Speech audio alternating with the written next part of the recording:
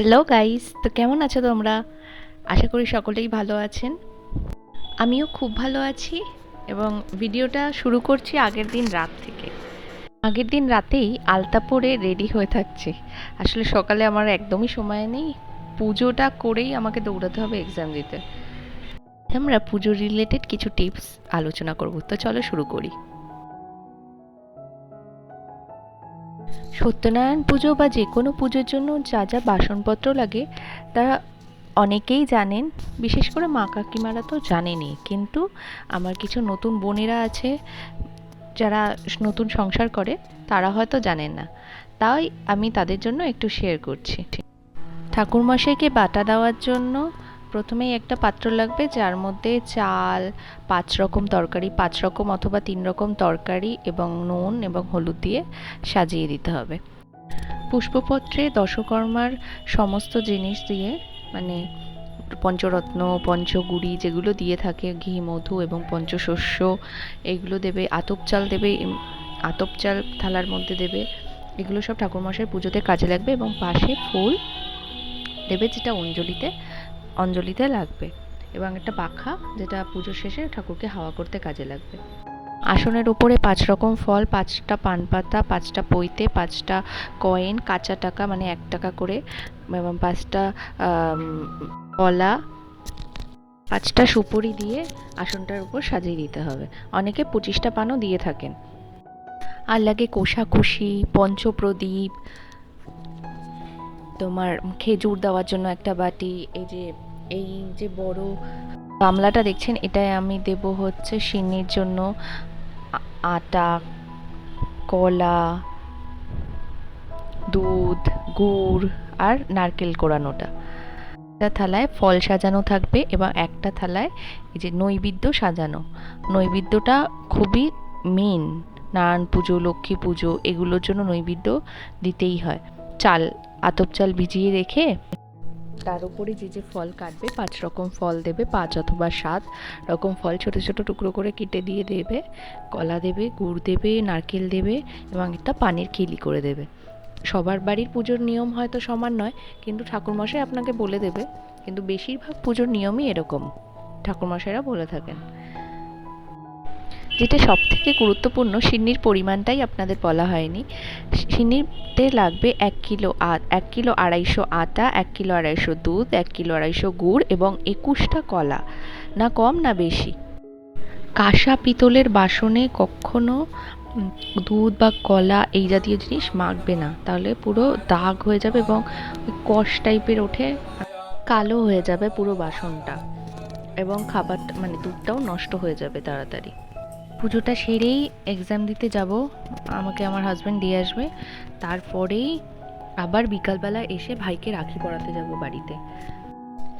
আজকে মনে হচ্ছে কি পুরোপুরি ম্যারাথন দৌড়ে অংশগ্রহণ করেছি, মানে সারাদিন দৌড়ঝাঁপ। তাও আমার শাশুড়িমা রান্নাটা করে ফেলেছেন বলে আজকে আমার রান্নাটার দিকে নেই, আমি আজকে শুধু পুজোর দিকে, আবার প্লাস আমি লক্ষ্মী পুজোও করেছি।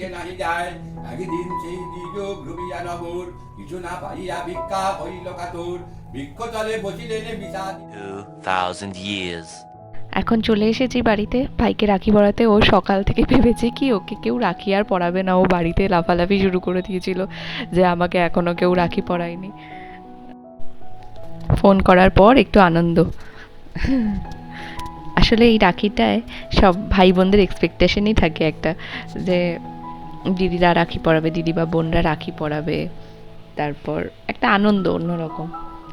বছরে একটা বারই এই দিনটা আসে। আমার ননদ দিদিভাইও এসেছে আমার হাবিকে রাখি পরাতে। আমার সাথে এখন দিদিভাই আমার সাথে আমার বাড়িতেই এসেছে, রাখি পরিয়ে একসাথে বাড়ি যাব। দিদিভাইরা আবার আজকেরই চলে যাবে। আসলে দিদিভাইদের বাড়িতেও গণেশ পুজো আছে, তাই আমাদের বাড়িতে নিমন্ত্রণ করতে এসেছে আমার সাথে একেবারে। আমি ভাইকে শিব ঠাকুরের রাখি পরিয়েছি, শিব ঠাকুরকেও আবার প্রণাম করছে। ভাই আমাকে গিফট দিয়েছে বটে, কিন্তু আমি ভাইয়ের জন্য কিছু কিনিনি, ওর হাতে টাকাই দিয়ে দেবো।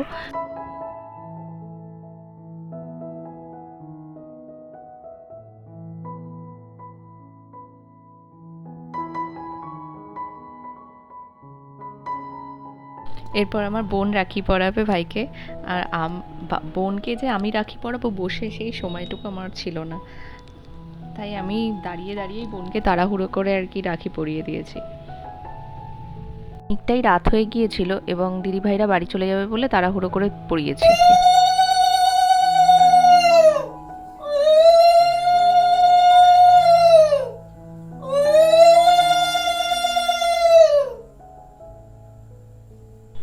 এই ভিডিওগুলো করার অর্থ শুধু আপনাদের সাথে শেয়ার করা নয়, এই সময়টা চলে যাবে কিন্তু এই মুহূর্তগুলো যাতে আমার কাছে সারা জীবন থাকে এবং এবং ভিডিওগুলো দেখতেও পারি, এই জন্যই ভিডিওগুলো করা। আর আশা করি আপনাদেরও ভালো লাগবে। আর আপনারা এত দূর ভিডিওটা আপনাদের মূল্যবান সময় নষ্ট করে যদি দেখে থাকেন, তাহলে নিশ্চয়ই একটা লাইক, শেয়ার, সাবস্ক্রাইব নিশ্চয়ই করে দেবেন। এবং যাই হয়ে যাক, এই রাখিতে একটা গিফট হিসাবে আপনি আমাকে একটা লাল সাবস্ক্রাইব বাটনটা ক্লিক করে দিতেই পারেন এবং সাবস্ক্রাইবের সাথে লাইকটাও করে দেবেন, যাতে আমি মোটিভেট হয়ে আপনাদের আরও ভালো ভালো নতুন নতুন ভিডিও শেয়ার করতে পারি এবং ইনফরমেটিভ কিছু দিতে পারি। ভাই আমাকে কী গিফট দিল সেটাই যদি শেয়ারটা করি তাহলে ভিডিওটা সম্পূর্ণ হবে না। এই অক্সিডাইজের জুয়েলারিটা কিন্তু আমাকে আমার দিদিভাই গিফট করেছে, ওই গলার হারটা এবং একটা কানে। এর ভিডিওতেই আপনাকে বলেছিলাম আমার গিফট ভীষণ পছন্দের। আগের ভিডিওটায় আপনারা এত ভালো রেসপন্স করেছেন, তার জন্য অনেক অনেক ধন্যবাদ সকলকে। পার্সটা খুবই সুন্দর হয়েছে এবং খুব কাজের জিনিসও হয়েছে।